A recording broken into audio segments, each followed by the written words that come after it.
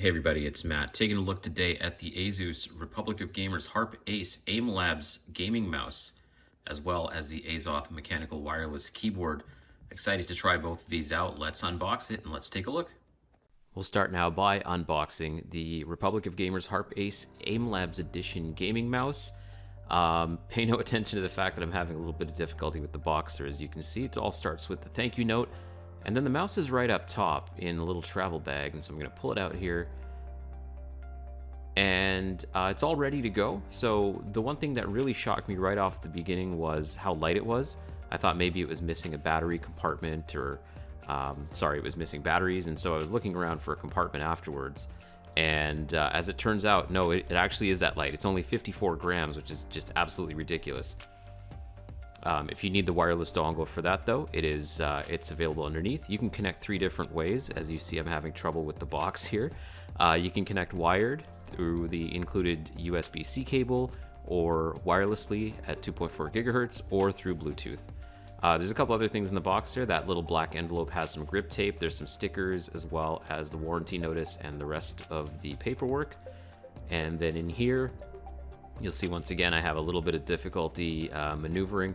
That's a little dongle there that I'm trying to pull out. So I actually thought that dongle was the battery pack for some reason, but as it turns out, it's just got a little clip, and you can clip it to a gaming pad.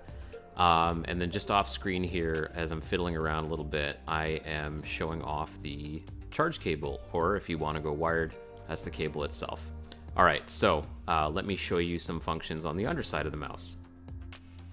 So on the underside of the mouse, you'll see the DPI button with 4 different settings there, between 400 and 3200 DPI. Clicker switch there, which lets you switch between wired and wireless, as well as the Bluetooth pairing. So let's talk a little bit more about the performance of the mouse. Now, you don't have to download it if you're just going to be using the features out of the box, but I really do recommend that you download the Armory Crate app. As you can see, it's only got the mouse only has 4 different default DPI settings, from 400 to 3200. Using the app, you can go from 100 to 36,000. 36,000, a little bit excessive for me, might not be for some of you.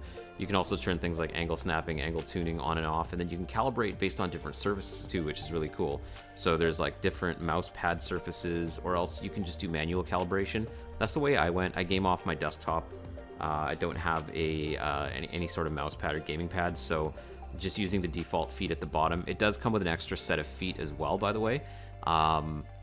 But I felt the default ones were good enough for me. And mouse performance as well, you know, up to 36,000 DPI. It's also less than 1% CPI, so really fine-tuned, accurate mouse. I usually put it through its paces, so I put a mouse through its paces with rhythm and music games. I don't play a lot of first-person games.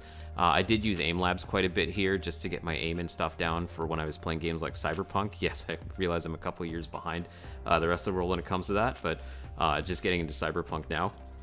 But rhythm and music games, I played a lot of Trombone Champ, for example, and if you play Trombone Champ, it really requires a fast mouse and really fast reflexes, so I felt like that was the game that I was going to take this mouse through its paces with, and it passed with flying colors. Definitely recommend this mouse. This is great. Cannot wait to rip into that keyboard. So let's go to the keyboard next. All right, let's unbox the Azoth mechanical keyboard, and for this one I'm using the red mechanical switches. There's 4 different switch types available on Best Buy, and it really comes down to your input actuation preferences. The red switches are meant for really quick reflexes and presses, but there are also brown, blue, and snow switches. The snow switches are also on a white keyboard.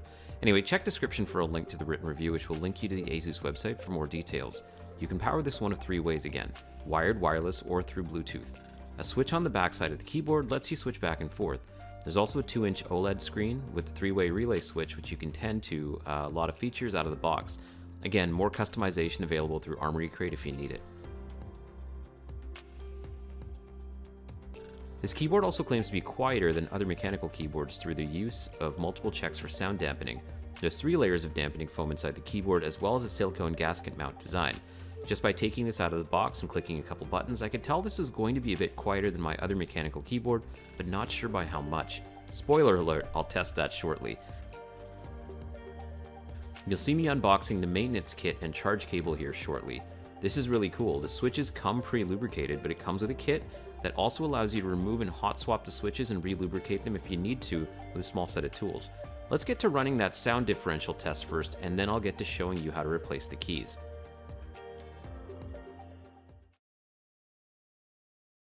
All right, I'm going to do a quick benchmark decibel test using this keyboard and then benchmark that against my other mechanical keyboard, which is going to be a lot louder.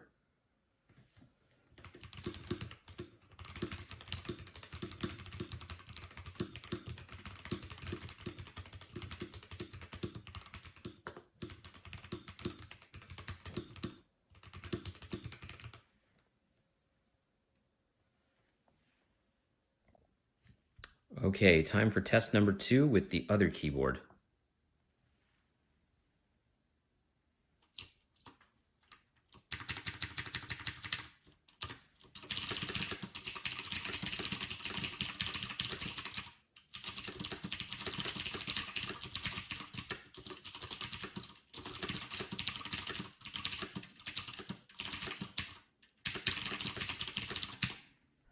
Alright, let me show you how to replace the keys, and sorry for the wide angle vantage point here. I'm testing out a new mounting system. In my left hand was the tool to remove the keycaps, and on the right, the one to remove the switches.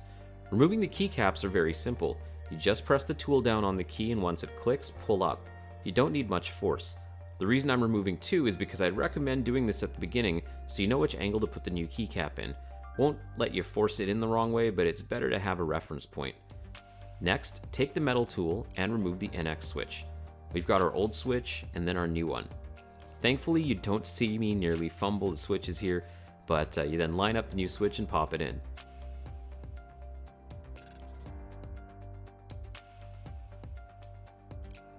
After that, you can press the keycaps back in and they'll stick, and you're done.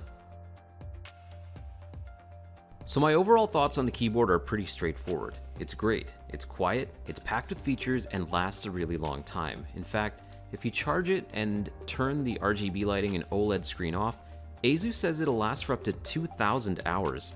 Me? I like to enjoy life to the brightest, so I'll keep my lights going at all times. The only weak point for me is that I'm not the biggest fan of the relay switch on the keyboard.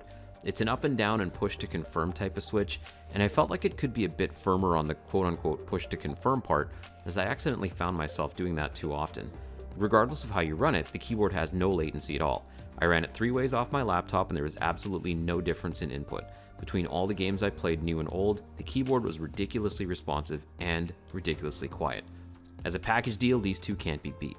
While my personal keyboard preferences make me sway more toward full keyboards with number pads, this mouse is exactly what I want and what I need for all of my PC gaming.